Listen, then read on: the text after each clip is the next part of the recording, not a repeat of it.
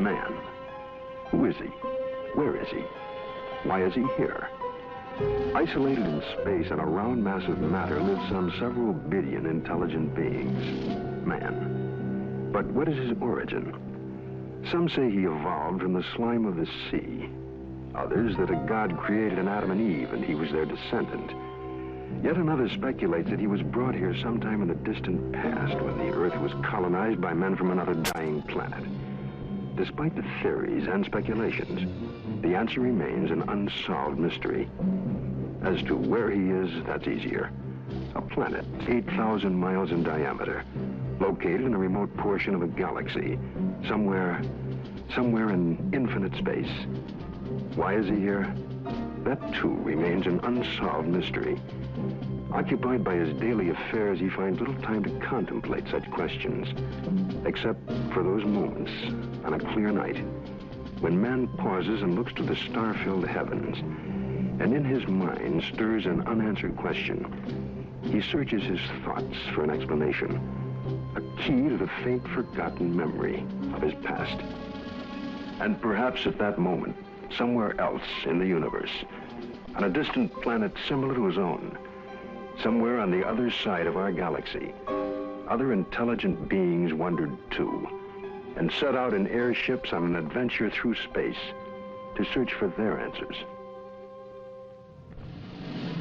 November 2nd, 1967. Two men are driving west of Loveland, Texas. The night is clear and still. Then around 11 p.m., they have an extraordinary experience.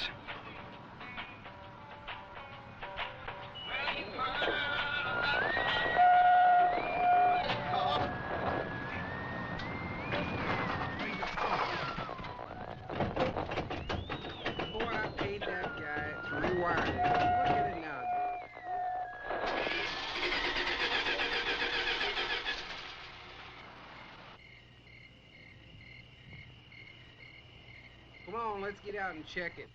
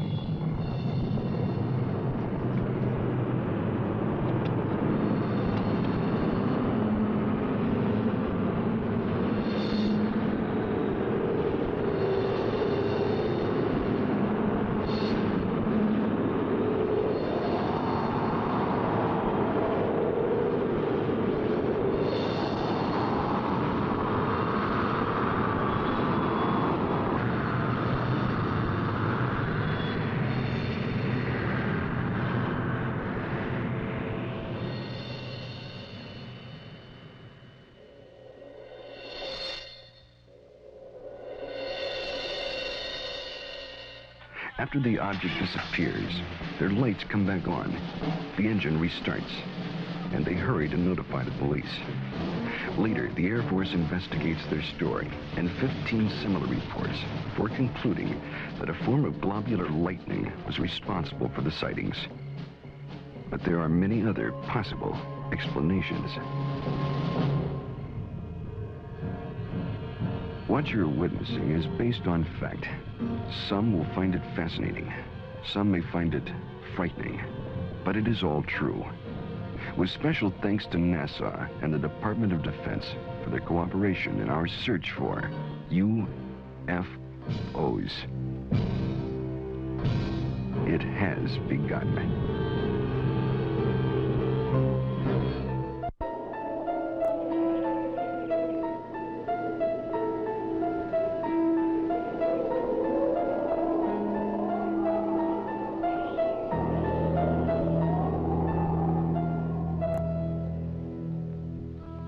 The Old Testament, Ezekiel chapter 1. It came to pass that the heavens were opened, and I saw visions of God. Out of the midst thereof came the likeness of 4 living creatures. They had the likeness of man. Now, as I beheld the living creatures, behold, one wheel upon the earth by the living creatures. The appearance of the wheels and their work was like unto the color beryl, and their appearance and their work was, as it were, a wheel in the middle of a wheel. And when they went upon their four sides, and they turned not when they went.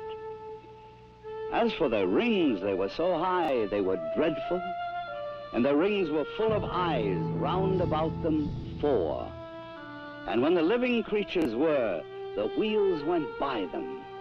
And when the living creatures were lifted up from the earth, the wheels lifted up. This account took place some 500 years before Christ.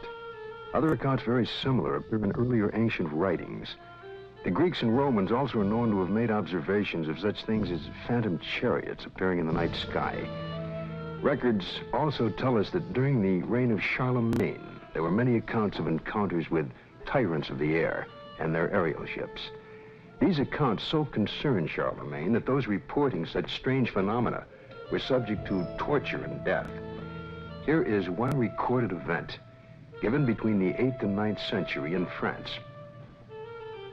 One day, among other instances, it chanced at Lyon that 3 men and a woman were seen descending from these aerial ships. The entire city gathered about them, saying that they were magicians sent by Charlemagne's enemy to destroy the French harvest. In vain, the 4 innocents sought to vindicate themselves, saying that they were their own country folk and had been carried away a short time since by miraculous men who had shown them unheard of marvels. Luckily, the Bishop of Lyon pronounced the incident as false, saying it was not true these men had fallen from the sky, and what the townfolk said they had seen there was impossible. The people believed what their good bishop said rather than their own eyes, and set at liberty the 4 ambassadors from the ship. The date was November 12th, the year 1887. The time was near midnight aboard the sailing ship Siberian, when it was reported that several people aboard ship witnessed a huge sphere of fire. It was observed arising out of the ocean. It rose to an altitude of 16 meters, then flew against the wind and came close to the ship, then dashed off toward the southeast. This sighting lasted a full 5 minutes. Within the years 1896 and 97, mysterious airships were reported all across the United States. In Oakland, California, a group of streetcar passengers reported a winged cigar that sent out a stream of bright light. The sighting spread through Colorado, Texas, Kansas, Nebraska, Iowa, and many other states, particularly in the Midwest. On April 11, 1897, Walter McCann of Rogers Park, a few miles north of Chicago, took a photograph of an airship. The New York Herald, as well as the Chicago Herald Tribune, pronounced the plates as being genuine and not a fake. Dr. Jacques Vallée, international authority on the UFO experience. The first thing I'd like to dispel is a frequent misconception that UFOs are limited to this country. Very often people ask me, how come I never hear about UFOs in other parts of the world? How come we only hear about UFOs in America? Well, UFOs are not an American phenomenon. They are a worldwide phenomenon. That's one of their most dramatic characteristics. The first major wave of sightings, and sightings tend to come in very intense series over a couple of months, over a given region of the world. The first such major wave occurred over Scandinavia in 1946. There was a major wave in this country in 1947, mainly in the western states. And then there have been waves in the US in 1950, 1952, and so on. And there have been intense concentrations of sightings in Africa, in Latin America, in Mexico, in the Soviet Union, in the People's Republic of China, Australia, New Zealand, and on and on and on. I don't know of any single country that has not had a series of UFO sightings. May 1975, Manitoba, Canada. Unidentified flying objects have been reported over the small town of Carmen. The objects have been seen by many witnesses over a period of several weeks. May 13, 1975, cameraman Alan Carr of station CKY in Manitoba photographs 2 separate sightings over Carmen in front of 4 witnesses. The first sighting occurs at approximately 10:30 p.m. The object appears to be stationary just above the ground. Then, almost simultaneous with a flash which appears in the sky, the object moves north at blinding speed. Only when the film is later analyzed in slow motion does Carr realize what he has captured photographically. Approximately an hour later, a second sighting occurs. The object appears over a group of trees and moves from left to right at an apparently low relative altitude to the horizon. Again, slow motion analysis provides a fascinating study of this unexplained event. On June 30th, 1973, Jean Bigot of the Astrophysical Institute flew over Chad aboard the Concorde, packed full of scientists and scientific apparatus, at 17,000 meters altitude. In the twilight of a total eclipse, Mr. Bigot photographed the horizon with his camera.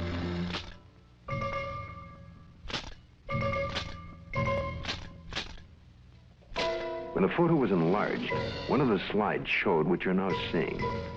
If you look closely at this photograph, it resembles exactly what has been cited by many Americans during 1973 and 74. Although NASA takes no official position as to the UFO phenomena and their probable explanation, nevertheless, there remains on the record several unexplainable sightings by Gemini, Apollo, and Skylab astronauts. The first sighting occurred during Gemini 4 in June of 1965. Astronaut Jim McDivitt suddenly spotted a cylindrical object with arms and antenna. And when seen against the day sky, it appeared white or silvery. The object then appeared to be moving toward the craft. Suddenly, they lost sight of it. During the sighting, the astronauts were able to take these photographs and movie films of the UFO. Gemini 5, later that year, after 3 days and 5 hours into their mission, were contacted by Houston Control Center, advising the astronauts that Houston had picked up and was tracking another object, which was pacing Gemini across the entire United States. They estimated the UFO between 2,000 to 10,000 yards from the craft, and as large as the Gemini craft itself. Because of the limitations of viewing area aboard their capsule, no visual contact was made. Radar continued to track the object until they passed the Ascension Islands in the Atlantic. It then disappeared. Gemini 10 crew, Collins and Young, picked up objects traveling together in orbit. A positive identification has to date not been made. This photo was taken during the Gemini 11 flight on the 18th revolution, 27 hours and 47 minutes after liftoff. September 13th, 1966. This UFO was tracked visually and recorded on film by the crew, and is truly considered unidentified by the photo interpretation experts at NASA. Perhaps the strongest and most spectacular of all the sightings took place aboard Apollo 11 on its way to the moon for the first moon landing. The ship was 1 day out, on July 16, 1969, when they spotted an unusual object. It had a sizable dimension to it. At first, the crew thought it was the Saturn IV booster rocket and called Houston for confirmation. Houston informed them the booster in question was some 6,000 miles away. The object remains unknown. During the Skylab 3 second manned flight, on the 23rd day of 1973, at sunrise, a series of 4 exposures were made by the crew of a visually sighted unidentified flying object, or satellite, as considered by the NASA Photo Interpretation Laboratory. The Skylab crew noticed a large star-shaped object, brighter than a planet or star. They watched it for about 10 minutes. They estimated its distance as from 30 to 50 nautical miles from Skylab. It, too, remains an unknown, despite North American air defense and NASA's attempt to identify it. Among the thousands of military men in recent times who lost their lives while in the service of their country, the circumstances surrounding Captain Mantell's death are indeed extraordinary. This experienced military pilot who'd flown in the invasion in Normandy and numerous missions over the Rhine under heavy attack would take with him to his death perhaps the closest glimpse of what was thought to be a UFO. The date is January the 7th, 1948. The time is 2 o'clock in the afternoon here at the Godman Air Force Base, just outside of Louisville, Kentucky. A Kentucky state policeman calls in to report what he has sighted. It's an unusual aircraft, circular in appearance, approximately 250 to 300 feet in diameter. I'd say it's moving westwardly at a pretty good clip. Any information? Negative. I will check with our commanding officer. Instructions were given to contact nearby Wright-Patterson Air Base to see if they had any experimental aircraft up in that area. Flight test. We have no experimental aircraft in the area. The reports still continued to come in from adjoining towns. At 1:45 p.m., it happens. It's very white and looks like an umbrella. I don't know what it is. Through the binocs, it appears to have a red border at the bottom at times and a red border at the top at times. At approximately 2:30 p.m., a flight of Air Force P-51s come into view. The base commander decides to contact the flight leader, Captain Mantell. This is Godman Base Commander. Roger, Godman Tower. This is NG-869, flight leader. Over. NG-869 from Godman Tower. We have an object out south of Godman here that we were unable to identify. We'd like you to take a look for us. Roger, I will take a look for you if you give me the correct reading. Mantell moves ahead of its wingman. The tower advises the flight leader to correct his course 5 degrees to the left to 210 degrees from Godman Tower. Godman Tower, this is flight leader NG-869, Captain Mantell. Object traveling at half my speed and directly ahead of me and above, and I'm closing in to take a good look. Can you give us a description? Appears metallic and to be of tremendous size. I'm going to 20,000 feet. The other pilots level off under 15,000 feet and start down. At approximately 3:15 p.m., Godman Tower loses sight of the UFO. 5 minutes later, the report came in that Captain Mantell's plane had crashed. He was found dead. His watch had stopped at 3:10 p.m. that afternoon. What was it that caused this experienced pilot to become intrigued with an object that he would unwittingly give his life pursuing? 6 months later, a cylindrical-shaped object giving off a phosphorescent glow was to be sighted in the night sky over Robbins Air Force Base in Georgia. At 2:45 a.m., Captain C.S. Childs and First Officer J.B. Whitted were piloting a routine Eastern Airlines flight number 576 from Houston to Atlanta. When Whitted reports, we sighted an object coming toward us. This strange object had a stream of red fire coming from its tail, and I could see it was much larger than anything I had seen or read about. Childs then notices that the object had no wings supporting it. It passed us on the right side. Its speed was about 700 miles per hour. And both men get a very good look at this unusual object. It was about 100 feet long, shaped like a cigar. As it passed, they clearly saw 2 rows of windows, an upper and lower, that were large and square. During that evening, there was a third witness, the one passenger who was awake on that Eastern Airlines flight, Clarence McKelvey. I was startled, frightened. A male steward came to me and said, "I notice you've been looking out the window. Will you talk to the pilot?" And I said, "Well, of course." The pilot came down with his clipboard. He was visibly shaken. He told me that he had been a flyer in the war and had covered so many million miles of flight and had never seen anything like this before. What was it that I saw? Well, I saw this object. It was cigar-shaped. It had a row of windows. Behind them, it was lit. Out of the rear was a cherry red flame. This hair-raising experience was witnessed by 3 aircraft, a passenger, and ground observers added more corroboration. The conclusion of an air intelligence report was that the object remains unidentified as to origin, construction, and power source, and goes into the record classified as unknown. This is the Pentagon, Washington, D.C. And this man is Colonel Bill Coleman. He was Chief of Public Information for the United States Air Force from 1969 to 1974. It was here at the Pentagon that the Defense Department first became interested in the UFO phenomenon. This occurred in the late 1940s. with reports about objects and lights seen in the sky by military personnel and others. The Air Force decided to investigate the matter anyway.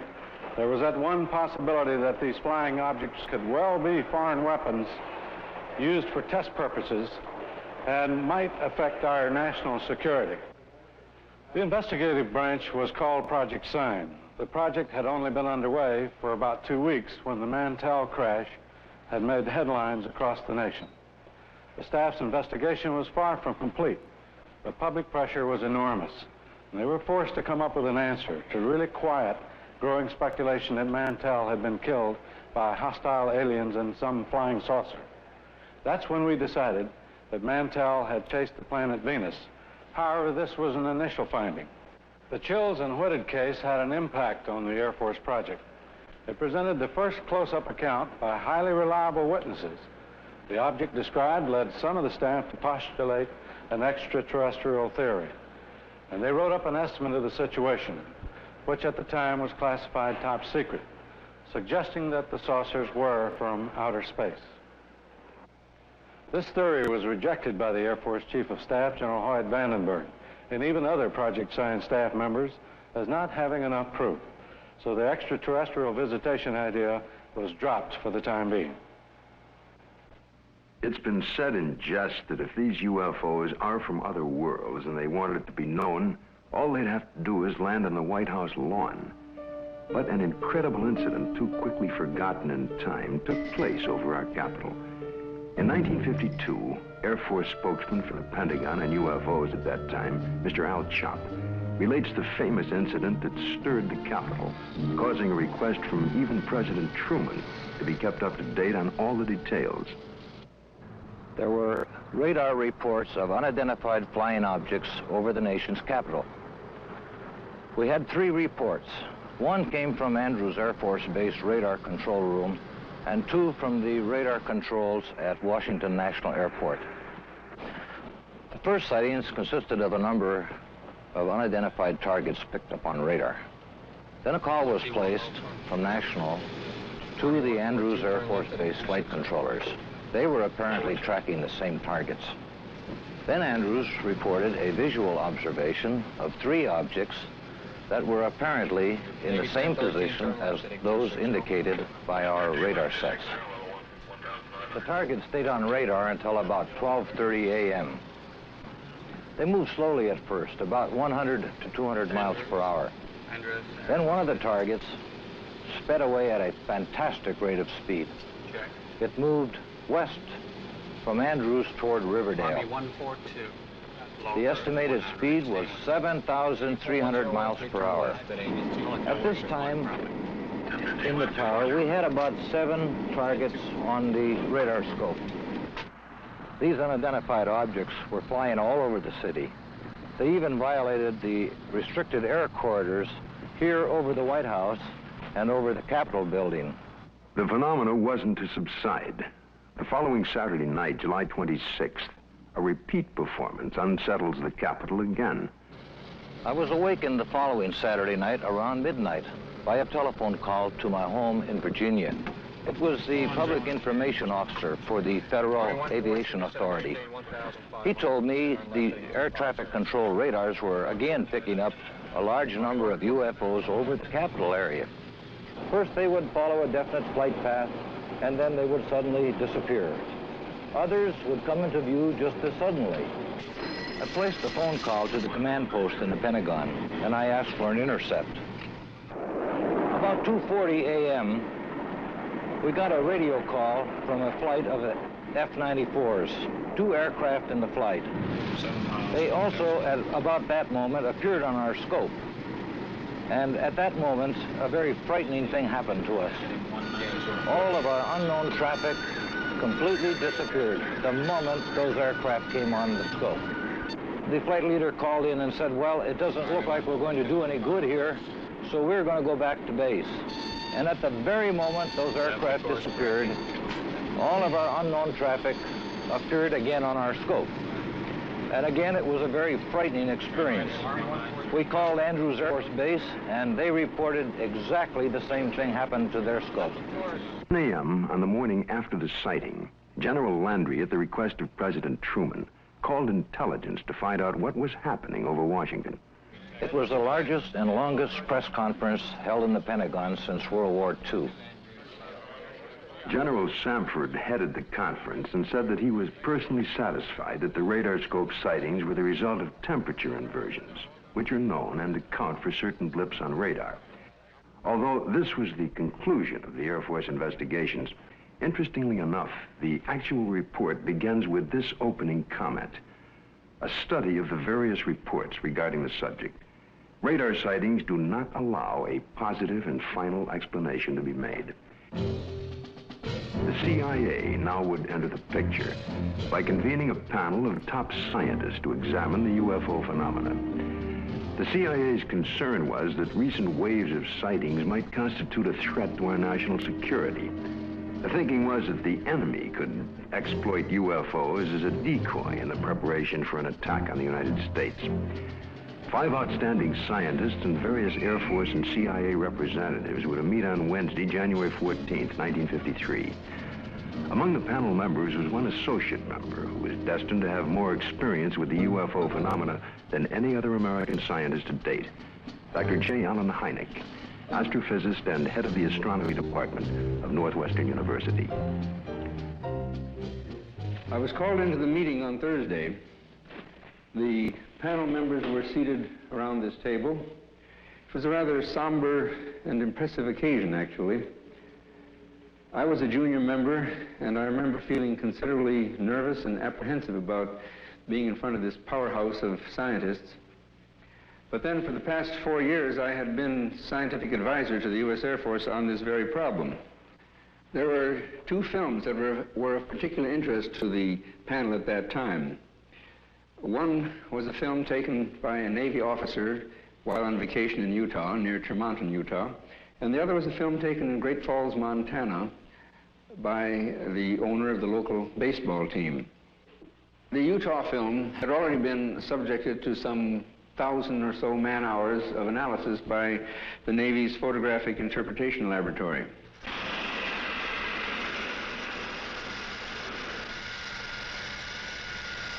So the panel got up from their chairs and crouched around the wall to examine the films, and they asked to have the films run several times, as a matter of fact.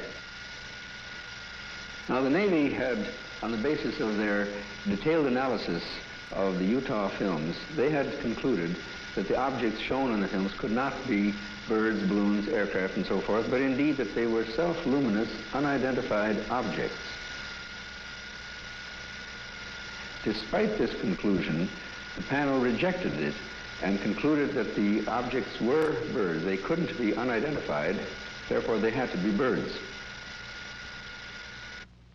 I came away from the meeting and from the room with the distinct feeling, however, that the panel had deliberately moved to debunk the whole subject and not to give it the serious scientific attention which it deserved. How many times have you noticed something in the sky, something out of the ordinary, a movement or shape that suddenly catches your attention? You look more closely, and usually the thing becomes immediately recognizable. It's the moon, or a flock of birds, or a plane, usually. But just for a moment, suppose the thing you glimpsed remains unrecognizable, unidentified, without witness or proof. All you have left is a nagging sense of mystery, of uncertainty. A few years ago, this man had such an encounter near San Francisco, only he had proof in the form of an 8mm movie. But through an unsettling series of circumstances involving the United States Air Force, he remains today uncertain about exactly what he saw. It was in August 1965. My family and I were invited to some friend's house near San Francisco. I remember it was a beautiful, clear day. We were driving for a while, and as a matter of fact, I recall looking at my watch, and it was around noontime. We continued driving, and I noticed at the distance something very bright. I was observing this for a few moments, and it appeared to be suspended in the air. There was no planes around. It was very clear, the day. There was no clouds. My family, they were with me. I called to their attention. They all looked at it. They were all amazed by it. And in the meantime, there were cars going by, and I tried to attract their attention, but they were not paying attention to me, or they were driving too fast. So I recall I had my movie camera with me, and I start filming this. And as I look at it, it was getting larger. It was moving from one direction, like from towards the left, then towards the right. This object was very bright, and I recall it was extremely enormous. I was just complete amazed by it.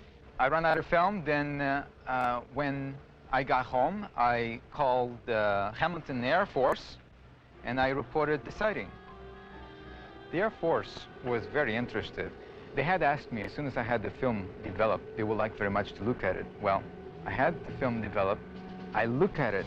There it was, very bright, quite clear, and moving very rapidly. So I captured this right on film. A week later, I received a letter from Hamilton Air Force Base, which reads, Dear Sir, we have received the 8mm film on which you captured what certainly seems to be a very fast-moving object in the skies over the Bay Area. The film has been forwarded to Wright-Patterson Air Force Base in Ohio, where such observations are investigated. Well, several weeks went by. Finally, the Air Force returned my film, and I noticed immediately it was not the original film. It was not that clear, and the quality was very poor. For some reason, or good reason, the Air Force decided to make a copy. They kept the original, and I end up with a very poor copy. Close examination of the film returned to the Air Force reveals that it is, indeed, a print, and not the original. And while the print is very poor quality, we can still catch a tantalizing glimpse of something extraordinary in the skies over San Francisco. Watching it again, this time with the aid of a pointer, it's easier to spot the elusive thing. But to date, no one has been able to make a positive identification. No one except possibly the Air Force. I would imagine the film is somewhere in their files, and probably by now they forgot all about it. But I will not forget that day. The sighting itself had such profound influence in my life, because since that time, powerful, extraordinary events has happened to me, which I have no doubt are direct result of my experience. But I can't talk about it publicly. It seems the CIA was to become involved in the UFO phenomena again, in a most unusual way. A series of episodes were to take place that up until the airing of this program were not public knowledge. The events were so bizarre that it's hard to conceive they happened to individuals associated with such no-nonsense organizations as the Office of Naval Intelligence and the CIA. This man is retired Lieutenant Colonel Robert Friend, U.S. Air Force, and former head of Project Blue Book. Friend, now on the management staff of Celesco Industries Incorporated, which builds and launches missiles for defense testing purposes. Friend now relates this most unusual experience. It was 1959 when I was invited to attend a briefing in the security portion of this building. It seems a retired Rear Admiral had information about a woman in Upper Maine that purported to have established contact with extraterrestrial beings. 2 naval intelligence officers were sent to investigate. The naval officers met with the woman, and she went into a trance, supposedly to establish contact with the purported extraterrestrials. And then they asked her scientific and technical questions that a woman of her education could not possibly know the answers to. Yet, as the questions were put to her, she was able to answer easily with seeming telepathic help from these purported extraterrestrials.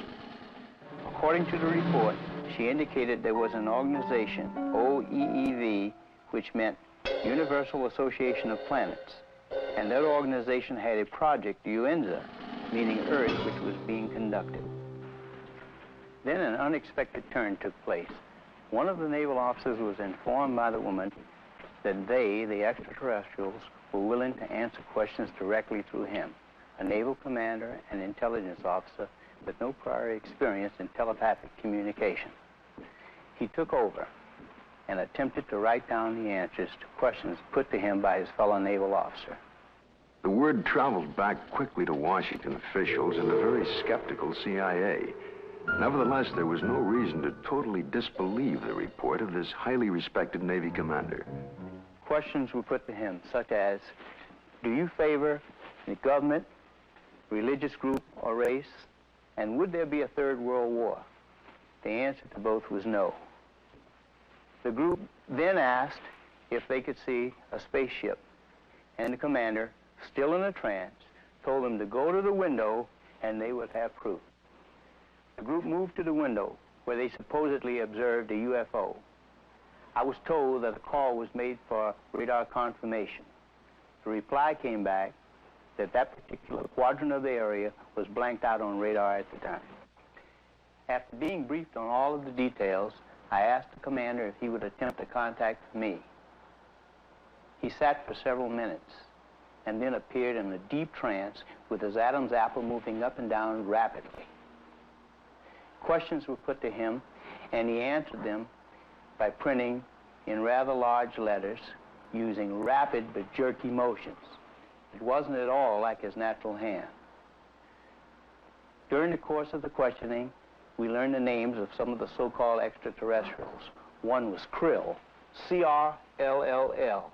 Another, Alomar, A-L-O-M-A-R. And another, Alpha, A-F-F-A, purportedly from the planet Uranus. A case that just as well could have been written by a very imaginative science fiction writer. But here in my hand is the actual account of the incident by one of the agents present at that time. The names of 7 men present are listed here. Because of the unusual nature of the incident and at their request, their names will remain confidential. Another reason for control of the Blue Book files was to protect the names of witnesses. To help satisfy public demand, periodic summary releases were made. We had no proof that we were indeed being visited by extraterrestrial vehicles under intelligent control. However, we couldn't prove that there weren't spaceships either. It created a dilemma for the Air Force. In 1966, an important incident takes place in Michigan. It creates enough of an uproar that President Gerald Ford would at that time call for a congressional hearing on UFOs. Here are excerpts from Ford's actual letter to the House Armed Services Committee. The Air Force sent a consultant, Dr. J. Allen Hynek, to investigate various reports, and he dismissed all of them as products of college student pranks, or swamp gas, or an impression created by the rising crescent moon and the planet Venus. I do not agree that all of these reports can be or should be so easily explained away. I am proposing that the Science and Astronautics Committee, or the Armed Services Committee of the House, schedule hearings on the subject of UFOs and invite testimony from both the executive branch of government and some persons who claim to have seen UFOs. I think we owe it to the people to establish credibility regarding UFOs. Sincerely, Gerald R. Ford, Member of Congress. Congress acts on Ford's letter and holds an open hearing under the chairmanship of L. Mendel Rivers of the House Armed Services Committee. Only 3 persons are invited to testify. The Secretary of the Air Force, Dr. J. Allen Hynek, and Project Blue Book head at the time, Colonel Hector Quintanilla. Hector Quintanilla relates the events and reports of the unusual sighting that led up to the congressional hearing. And the other one here at Dexter.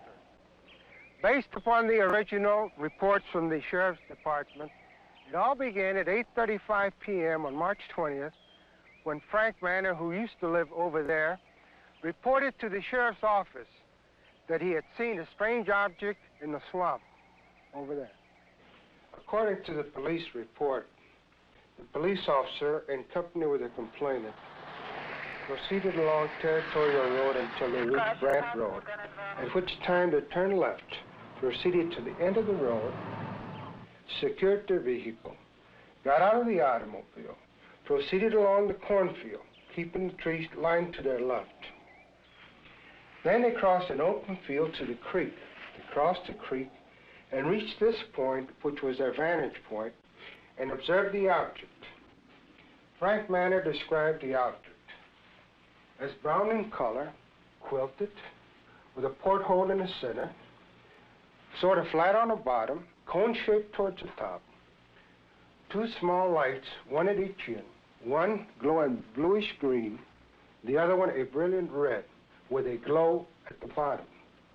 Well, of course, by the time I arrived, the situation was so charged with emotion that it was impossible for me to do any really serious investigating. I had to fight my way through reporters to interview the witnesses. Other sightings were reported over the area, and a solution from Dr. Hynek and Major Quintanilla seemed in the offing. Well, the pressure was mounting for an official explanation. There were more than 60 newsmen jammed in at that news conference. I gave what I thought to be at that time the only scientific explanation possible for the faint lights in the swampy area. I made the statement that it could be swamp gas, and even though I went on to emphasize that I couldn't prove it in a court of law, that was the full explanation for these sightings. Well, the press picked up the phrase, swamp gas, and rushed off to the telephones, and I was to come into a great deal of criticism over it. What was the outcome of that congressional hearing? I believe the Air Force presented its side quite openly and completely. It seemed to satisfy the members of the committee. Now a remarkable observation is to be recorded. If the facts are correct, the Air Force must now consider the possibility of beings related to UFOs. It happened in Socorro, New Mexico, here just outside of this quiet desert town. A state highway patrol officer, Lonnie Zamora, was on duty, as he had been for the past several years. A black Chevrolet was observed, speeding by the courthouse. Zamora put his highway patrol car into pursuit. Lonnie chased the car north on US 85. As he passed this hilly area, Zamora heard a roar and something caught his attention. 10 or 15 seconds pass. Lonnie then calls in to the sheriff's office. The time was about 5:45, I recall, and he said, Socorro 2, 1044, an accident. And then he said, I'll be 10-6 out of the car, which meant that I was going to be investigating a possible accident. And I went up this road about a half a mile, and then I stopped my car and got out and looked out, and I could see a white looking object in the distance. I thought it was an overturned car at first, but I got into my patrol car and went up closer to it. And when I started to get out of the car, I heard a big roar. As I got to it, I could see looked like a couple of coveralls hanging from a clothesline. I couldn't see what it was, but it looked like a couple of coveralls. Zamora called in. He sounded very excited. He said he watched an object lift up slowly and disappeared into the sky very fast.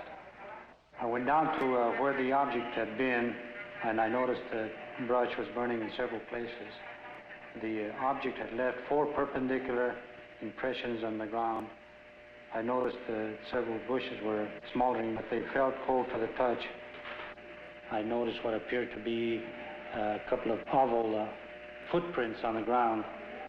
I knew Lonnie had seen something. The proof was right there.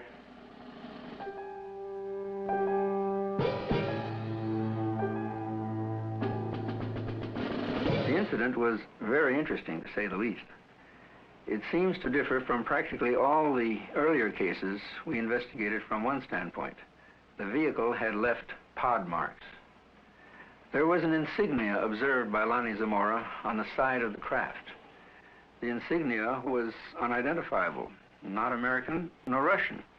And last of all, the observation of these 2 people in some sort of suit.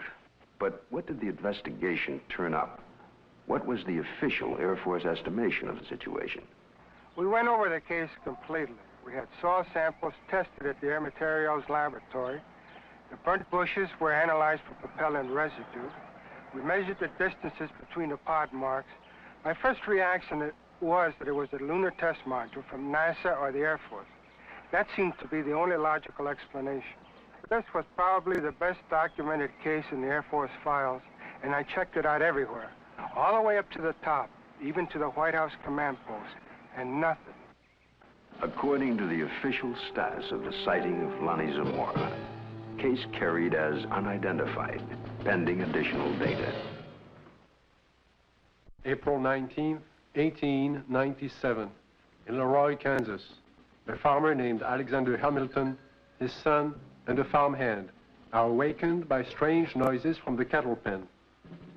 Going outside, they discovered, to Hamilton's utter amazement, an enormous airship with a brilliant searchlight is slowly descending over the cow lot. Fearfully, Hamilton moves closer and is startled to find that one of his cows has been caught by a red cable running down from the ship. The next day, after an extensive search, he discovers the cow's hide, legs, and head in a field miles away. This is one of the first recorded cattle mutilations connected with UFOs. The report could easily be dismissed as a tall tale if there were no others. But since then, thousands of bizarre animal mutilations have been discovered, not only in this country, but in Africa, Australia, Brazil, and many European countries, in fact, all over the world. In this country, mutilations have occurred in over 30 states in the last 5 years alone. Frustrated ranchers and law enforcement officials have come to recognize the classic signature of the mysterious mutilators. Often, in a remote area, a cow will be found dead, the sex organs removed, and the tongue, an ear, and an eye, all surgically cut out. The body, more often than not, has been drained of blood, though no blood has been found on the ground. In fact, there are no tracks or prints of any kind near the body. And yet, amazingly enough, there is no evidence of a struggle. One of the first states to be hit by the mutilations was Colorado. Reporter Bill Jackson of the Sterling Advocate covered the story from the very beginning. A classic mutilation, or say 90 to 95% of the mutilations will be almost identical. Some part of the face will be gone, exposing nothing but, the jawbone. An eye will be taken, a tongue will be cut out, and an ear will be taken. The rectal area of the animal will be what appears to be bored out. The reproductive organs will be removed. In the case of a cow, the udder will either be entirely removed or parts of it will be removed. Usually, in probably 90 or 95% of the cases, there will be no blood whatsoever in the animal. And there will be no traces of blood on the ground where it fell or where it was mutilated. All you've got is the carcass, and you've got no idea why it died, or how it died, or how it was mutilated. It all began in 1975. It was a bizarre time. Nobody had ever seen anything like this before. Not only did we have the mutilated dead animals on the prairie, but we also started getting the lights in the sky at night. Along that time, there were many theories that were being developed on why this was being done. The satanic cults were being blamed, dope smugglers, UFOs, a government experiment of some kind. As time went on, the situation became so widespread that people realized it couldn't be the occult or the dope smugglers, which left us two possibilities. Number one, it was being done by a government, let's say. Or number two, it was being done by UFOs. As more and more cases were reported, the Colorado Bureau of Investigation was called in. Well, our position is basically one where predators, at least our investigation determined that predators were responsible for probably 99% of the reports of mutilations. As I said, there were 203 separate reports received from this agency. But of the 203, we only received 45 tissue samples to conduct microscopic analysis on. Of the 45 tissue samples, we found that only 2 of those 45 had actually been mutilated with a sharp instrument. When they first started, they would send samples of these animals to the CBI, to Fort Collins, to try and determine what was the cause of their death, what was mutilating them. And 9 times out of 10 or more, the report would come back that were being caused by predators. Now, these ranchers and the sheriffs in these rural areas had been around cattle all their lives. They'd been around coyotes all their lives. And they knew that this just wasn't possible. A coyote would not do that. Predators, when they come in and start to eat, now I'm talking about 4-legged predators. They'll come in and they'll bite, and then they'll pull and they'll tear. The cuts we have, even we can't make cuts like this. We've tried this many times on dead animals with scalpels, razors, and knives, and we can't make the same cuts. We've had cattle that we've went and investigated that were, called in, and I think I have a mutilation here, and we went out and we seen it, and it was not a mutilation.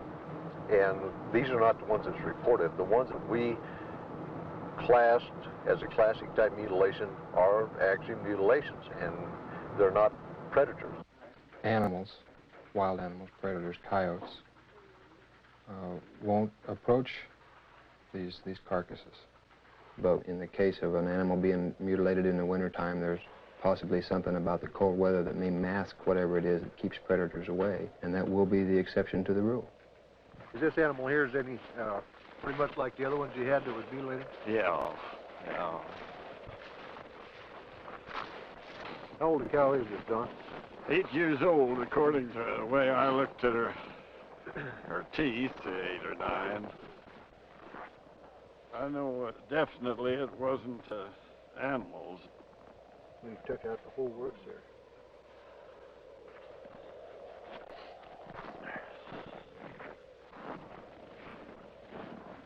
Don, now on this critter here, how this looks like a real incised wound. Yeah. Well, it looks, it's definitely cut. Oh, yeah. And everything, you can tell that. I mean, even at the age that it is right now, that's opposed to the way it is to where the animals have been to it on this other side over here. Kind of noticed there, the difference there, Don, between here and how animals have been to that, and that flesh is torn. Yeah. And it's not a real incise, but yet when we seen this animal the other day, now these were all incise, good clean cuts on there. Definitely. So that's a good example of what we was trying to say about the lab up there. They said that it was predators doing it, but that definitely wasn't a predator wound there. No, I wouldn't say.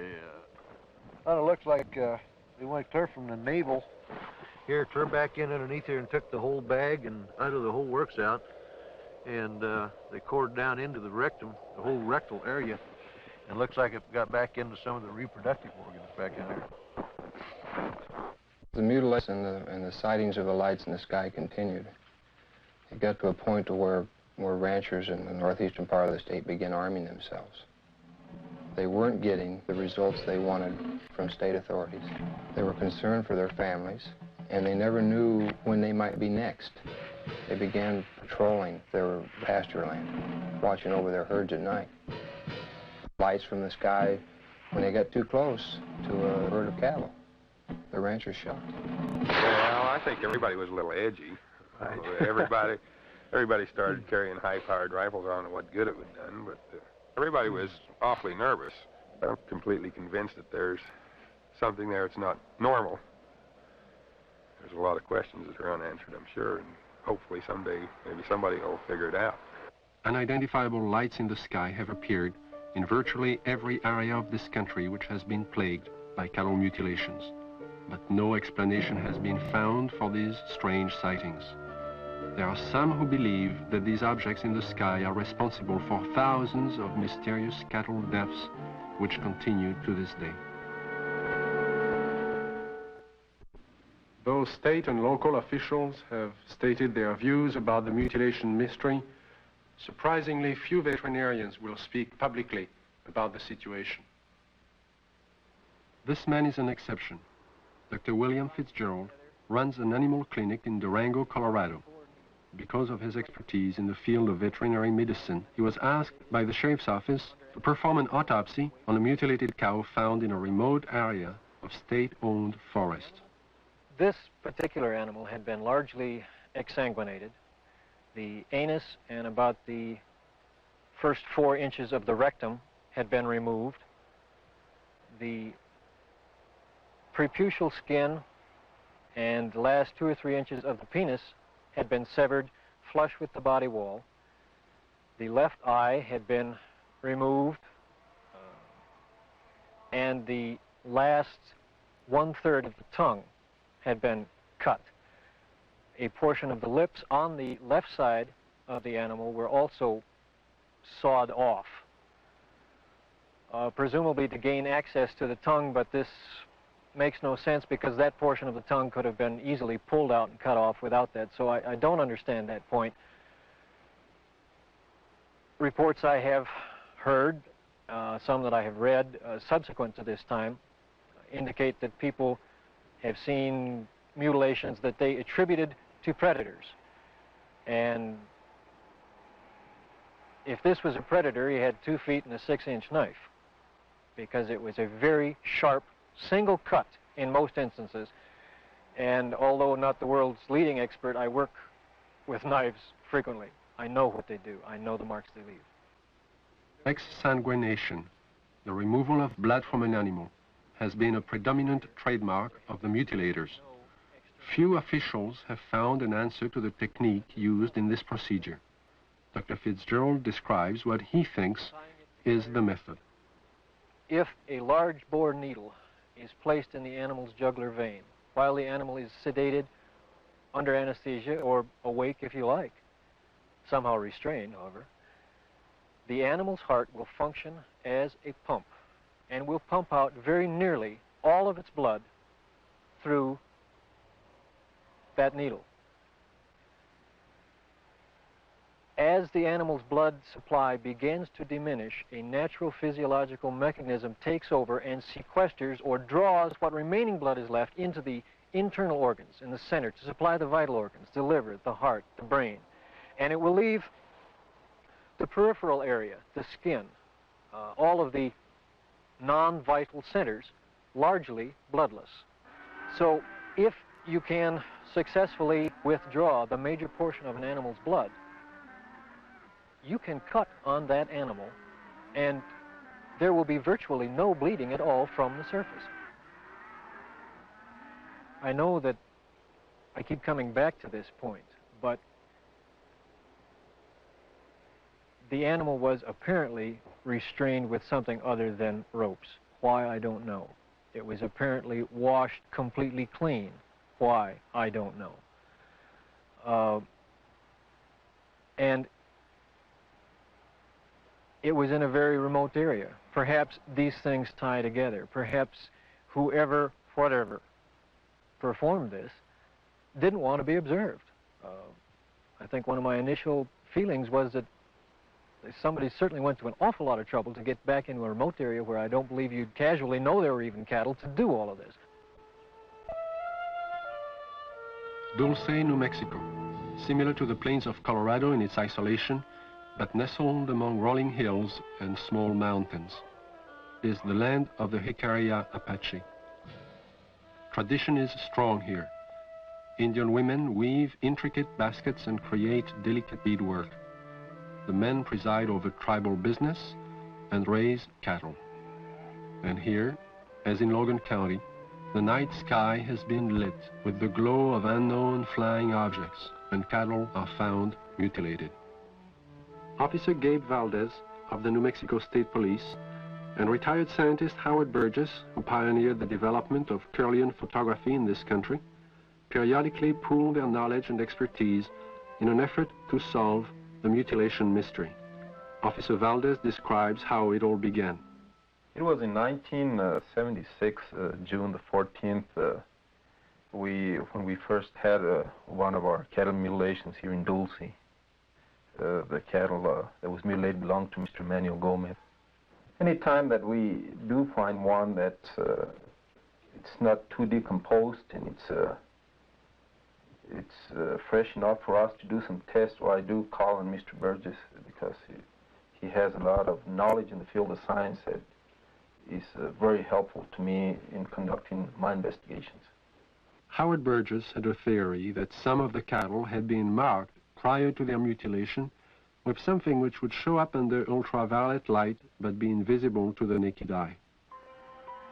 Late one night, he and Valdez conducted an experiment and found that out of 80 head of cattle, 5 were indeed marked with a powdery white substance, visible only under ultraviolet light.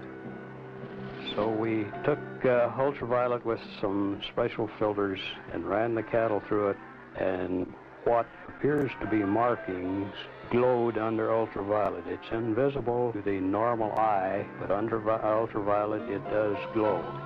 Then we removed the hair from the region that does glow, and we removed a control sample. We took these to the lab and had chemical checks run on them.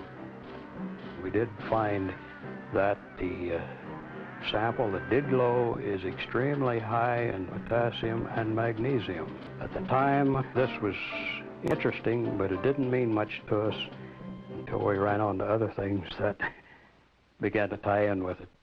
The tie-in came on June 3rd, 1978, when a UFO was sighted over Taos, New Mexico. As it hovered over the town, it dropped a thin film of ashes onto the ground below.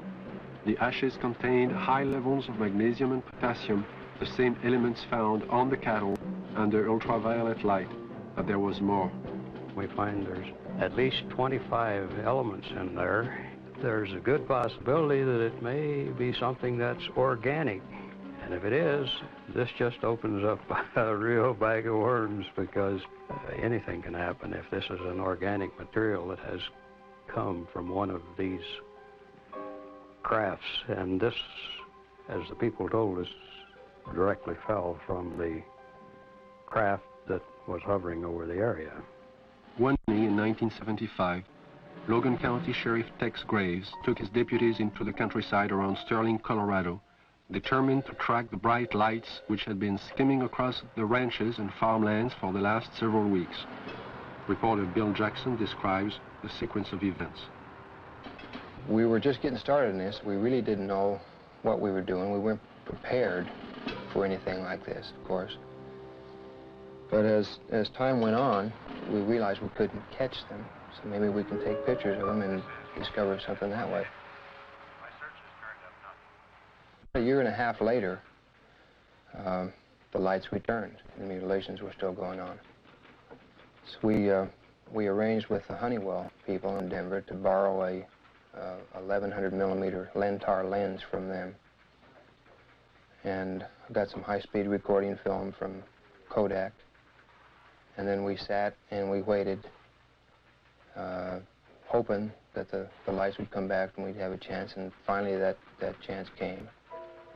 It was a stationary object that we saw for approximately 30 to 45 minutes, and the resulting shots were interesting, to say the least.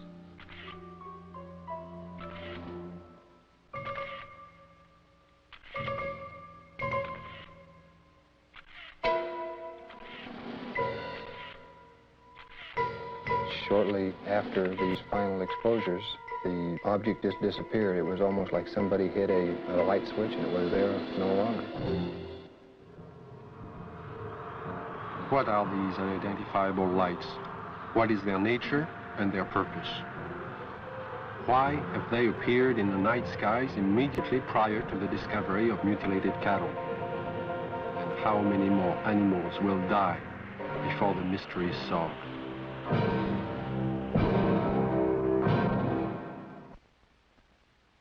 In 1974, I received a call from a woman who had a strange story to tell.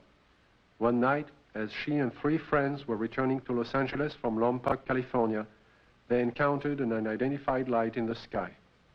Thinking at first it was a helicopter, the friends paid little attention. When the object began to fly in unusual patterns at extremely high speeds, the passengers soon realized they were dealing with something out of the ordinary. What happened next is best told in the woman's own words. Helen is a fictional name. Her real name is being withheld at her own request. I saw it come into the sky from the top of the mountain range and go straight up and do a 9-degree angle toward us, and I called it to the attention of Don, John, and Sue. And they saw it too. and it was there. I was not on dope or alcohol or anything like that. And it started doing really erratic things in the sky. It was a small white light and very easy to see. We were not mistaking anything. It came over to the car, flipped over and went around on the other side toward the other hills and came back, settled above the car. By this time, because it was so close, it was 8 lanes of freeway, at least in diameter and even a little wider, saucer-shaped, a very white, luminescent light emitted from the entirety of it. The ship stayed above us, out in front of us, about a minute or two, and we watched it, and none of us were saying a thing. And we just kept driving, and it kept staying in front of us. And then out of the perimeter of it, closest to us, came 4 white beams of light, very much like funnel-shaped, smaller at the perimeter, and they descended upon us and came around each one of our bodies. And out of each one of our bodies, we started to float into that beam of light. The best description would be molecularly being dispersed. And when I looked over at Don and Sue and John, their bodies, their legs and their bottoms are still on the car seat, and their heads and their shoulders and their chest molecules were going through the roof of the car, along with mine. We didn't lose consciousness while this happened. We were completely conscious of going through the roof. And the bottom molecules of our body were coming through too, and we were about 3.5 or 4 feet outside the car, going toward the ship, and we hit an energy field, a strong one, and remembered nothing. Next thing I did remember, we were coming back, the same process, going back into the car. It wasn't until several years later that Helen realized she had experienced more than she remembered. Mental images, which she couldn't explain, caused her to visit a specialist who put her through a memory regression. In this relaxed state, Helen recalled the evening in question and described in detail the experience of being taken aboard the UFO. I came to, and standing in front of me was a very tall man with whitish hair, kind of bronze, beautifully tan type of skin. And he had a long type of robish gown on, and he was looking at me, and very, very friendly. And he said he supposed I'd like to know what we were doing here. And I looked around, and I did want to know. There was a huge room that we were in that had a hallway off the front and a hallway off to the side. And there were round, curved hallways. The room was very light. Iridescent light radiated all over, but you didn't see a light bulb anywhere. In fact, you didn't see hardly anything except for the swivel chairs we were sitting in. And he proceeded to help me up, and then we walked together over to the screen in front of us, across the room, and he showed us some information, pictures, and it was very cordial and very easy to talk with. The man spoke to me in English, but concurrent with everything he said was a great deal of telepathic communication, and it was completely peaceful feeling. It all made sense. He showed us a screen with many images on it that clarified some of the things he was saying. He also said that he'd been around with the other people there for thousands of years, and that they had been picking up people and giving information to people for the use of putting it into this world, into this society, to bring about a lot of better changes. And the interesting thing was that there are some people, he indicated, who we know and read about, who were given information by him. This is what he told me. And there was no fear. That's predominant, I think, in everything. From this large room where we first came on, the man led me down into a couple other rooms. And the one that's very interesting was more or less in the center of this ship, and it was a room full of dials and full of men dressed in more form-fitting clothes, whereas the one who met me had a type of ambassadorial robes on. And these guys had more like turtlenecks and Levi's. They were still white, soft, iridescent, and very comfortable looking. And they were working. There was plenty of dials, and there was lots of screens, types of scopes there, and they were doing things very involved. None of them paid any attention to us. They kept their work. After he had taken me to these rooms, we were walking again down the hall to go back to the car. And while we were walking, I remember telling him, you know, nobody's going to believe me. And he said, he's a really nice doctor, and he goes, it doesn't matter if anybody believes you. And there was a purpose to being told these things, and what I had learned and what John and Sue had learned too had its purpose. And he was very kind and very cordial. You could meet him on the street almost and not even feel anything unusual. And then we came back to the room, and we were put back in the car the same way as we were taken out. And we just this tremendous sense of peace, and that there was a lot more going on than we had originally thought. In December of 1969, amidst great public controversy, the Condon report from the University of Colorado was finally out. In summary, they found no evidence that UFOs were a threat to the national security, and the late Dr. Condon recommended that the Air Force terminate its involvement in UFO investigations and analysis. In 1969, the Air Force officially disbanded Project Blue Book and the study of the UFO phenomenon. Conclusions of Project Blue Book were: 1, no UFO reported, investigated, and evaluated by the Air Force has ever given any indication of threat to our national security.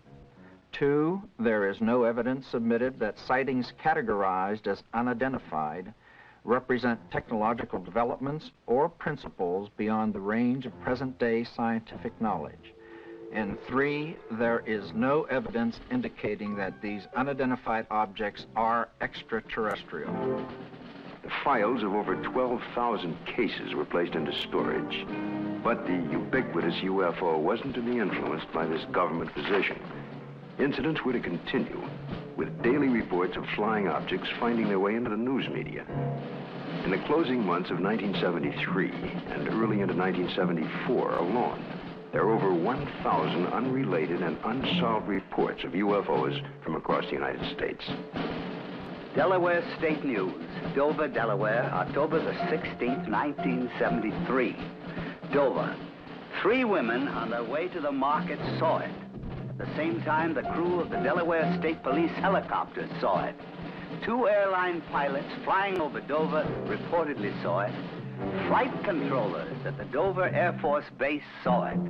Southern Illinois from Carbondale, Illinois, October 18th, 1973. It didn't make any noise, Don said.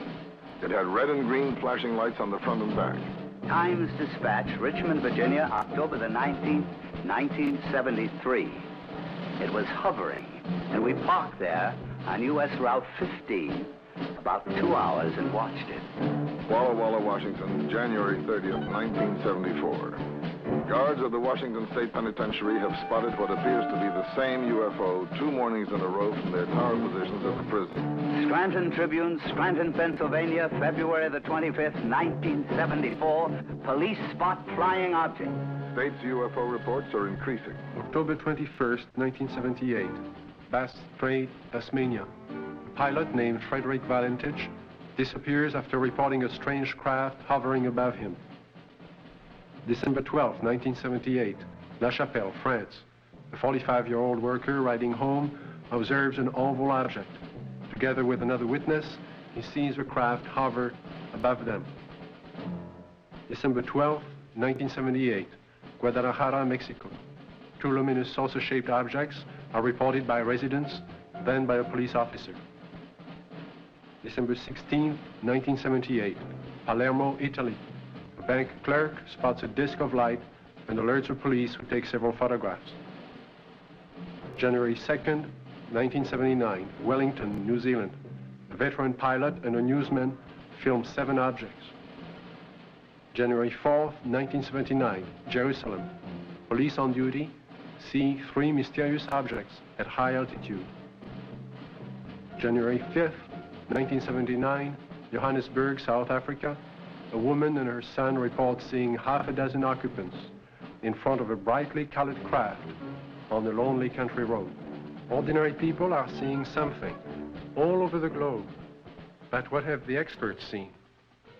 NORAD and the Air Force do have extremely sophisticated equipment, and by use of the phased array radar facility, surveillance is maintained on objects in space.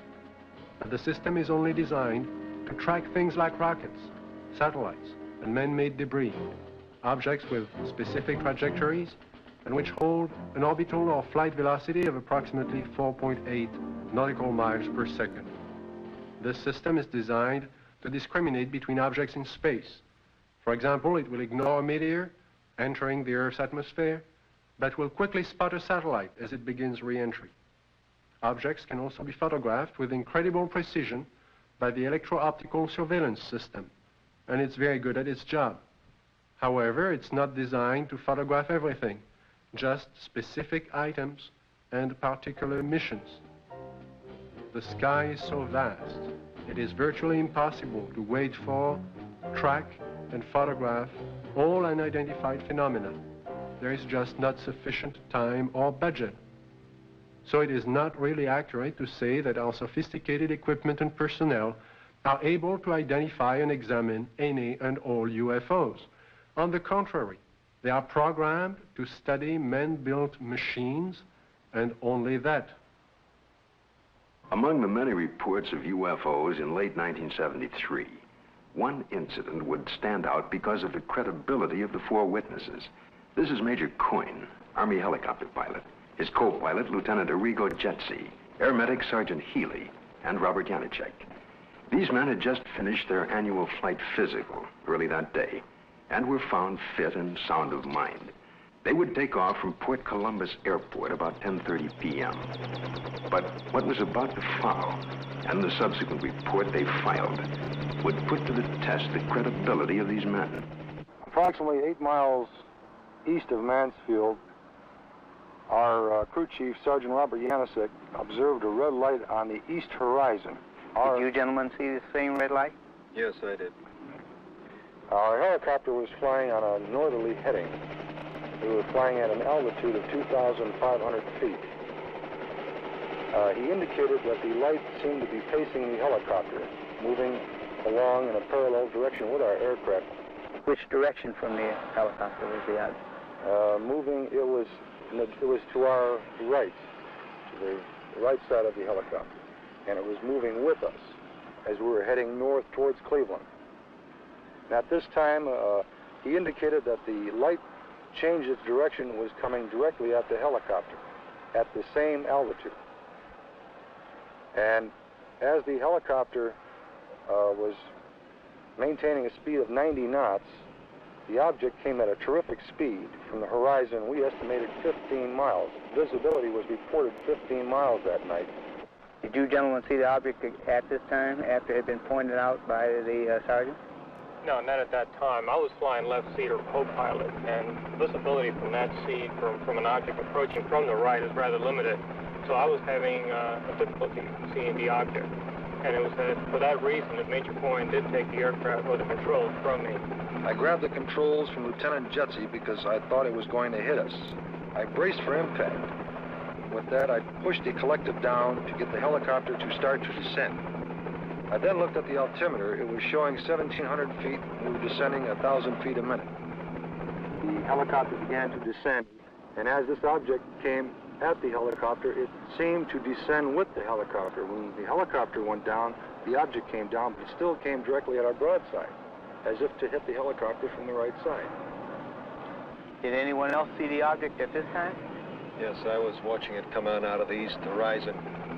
And the only thing I felt was when the skipper took over the controls and we started to auto-rotate down, and I'd never been involved in a mid-air collision, so I was just watching this thing come at us.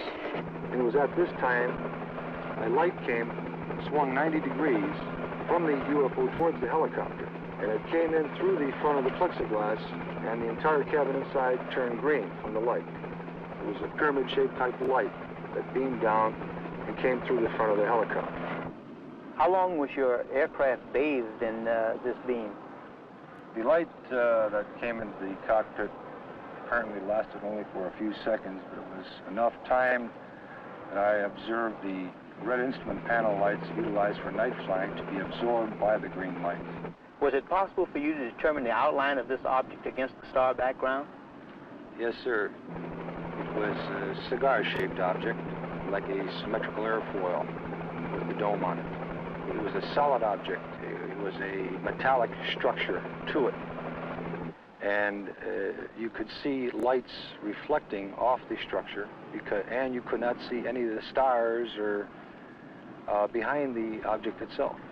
Well, while all this was going on, what was the attitude of the helicopter? Apparently, when we were supposed to be descending at 2,000 feet a minute at 100 knots, we were climbing at 1,000 feet a minute with the controls still established for a descent. And we went from 1,700 feet up to 3,500 feet and topped out at 3,800 feet. I would like to stress one important fact, and that is there is approximately 20 years of Army aviation experience between the 4 men on board the helicopter that night. We have been trained to follow procedures and regulations in reporting incidences, regardless of how they're accepted. And we tried to follow those procedures.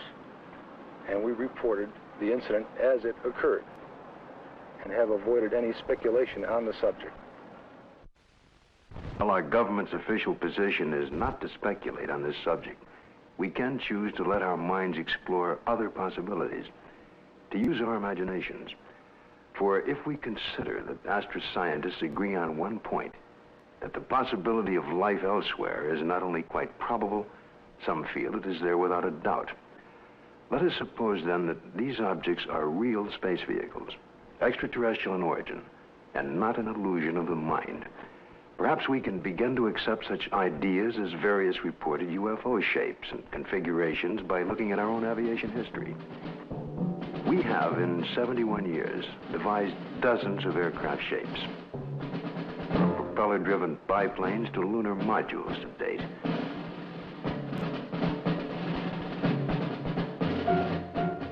And by projecting into the future, it's conceivable that our technology may lead us to similar developments.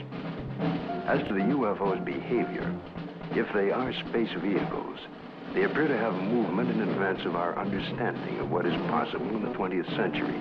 But we must realize, however, it stretches our imagination.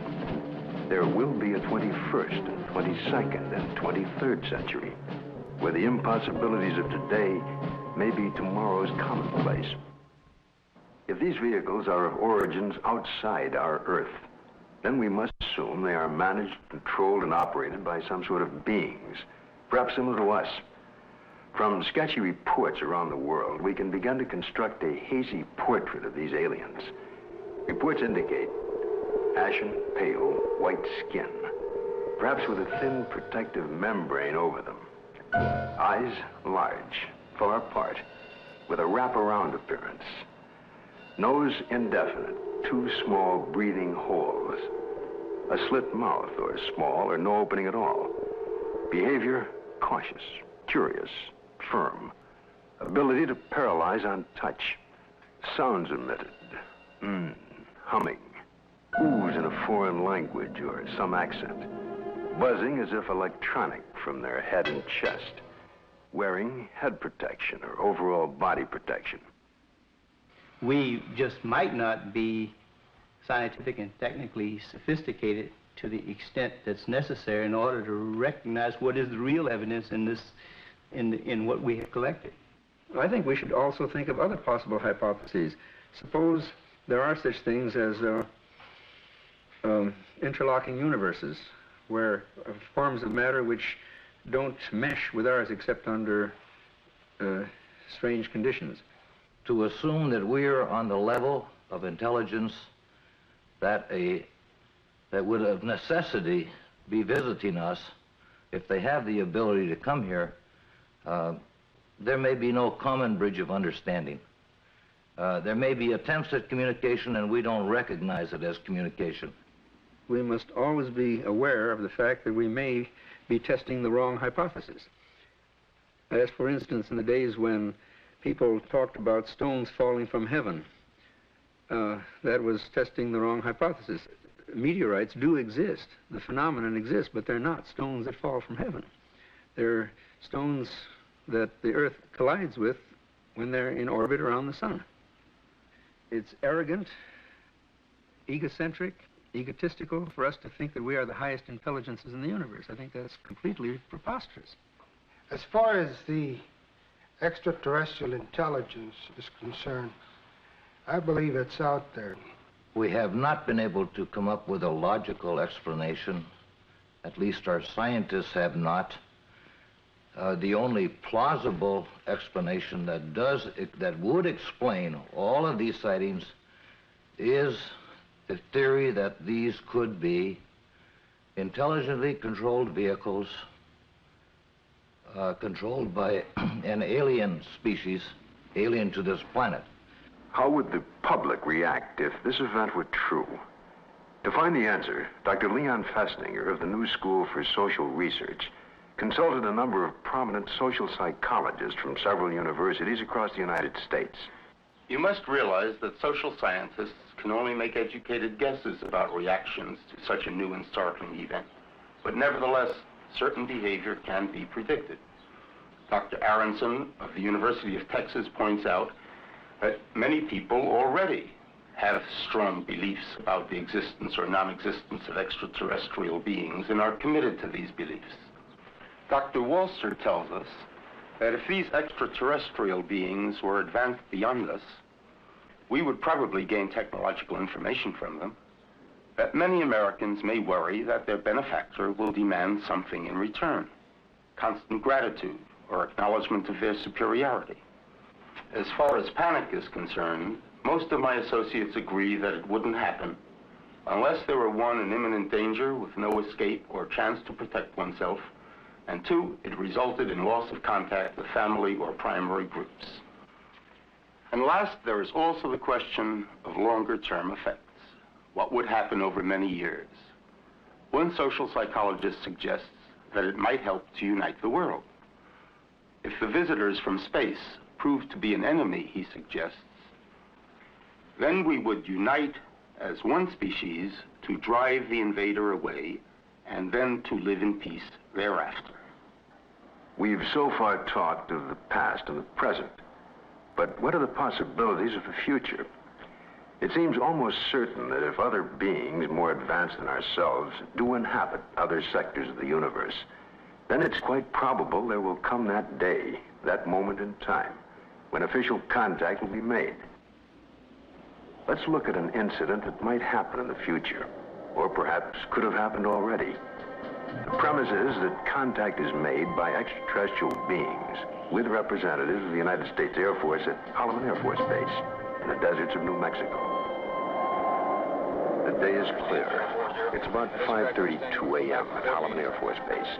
Traffic light. One recon plane is on the field ready for takeoff when Sergeant Mann is given a report of an approaching unidentified craft. Yeah, Bill, no, nothing on the wall. I'll repeat it again.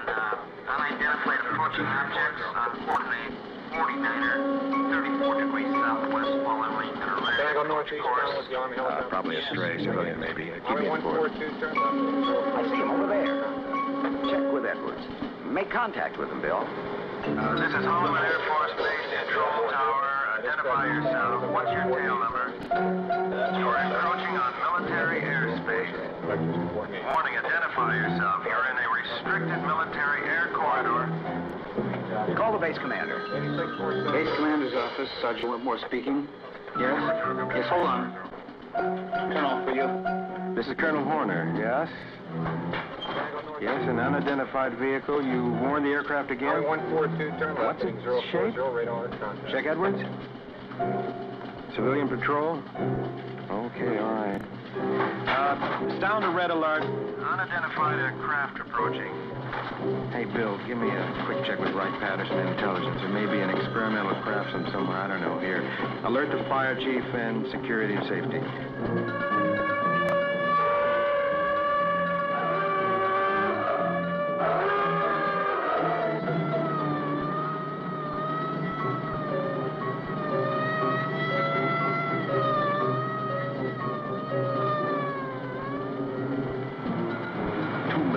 Interceptors are dispatched to escort the unidentified crafts out of the area.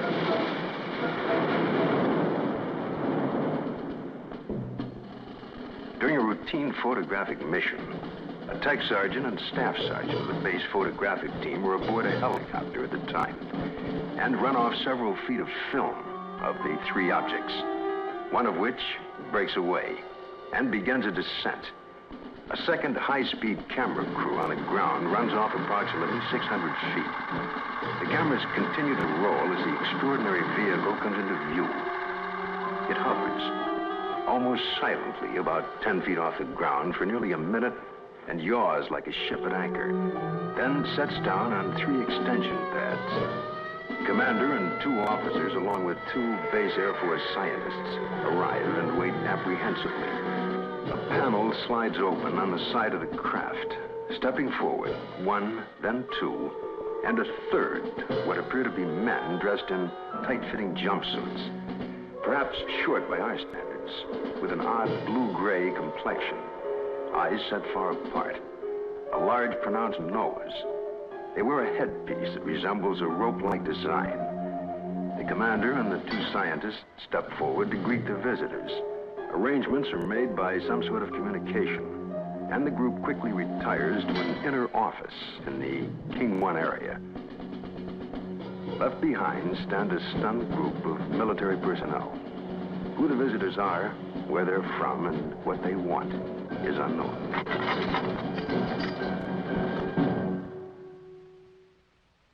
We now have a new challenge, perhaps the most monumental in recorded history. The opportunity to investigate a phenomenon that could change our destiny.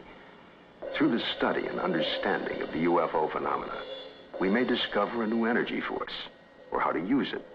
Or it could lead to an understanding of our relationship to life throughout the universe.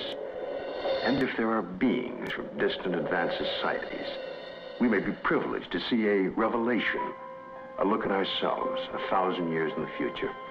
And perhaps at this very moment, located in another galaxy, somewhere in infinite space, other beings raise similar questions and discuss the possibilities of life outside their planet, and talk about Earth as part of their plans for the near future.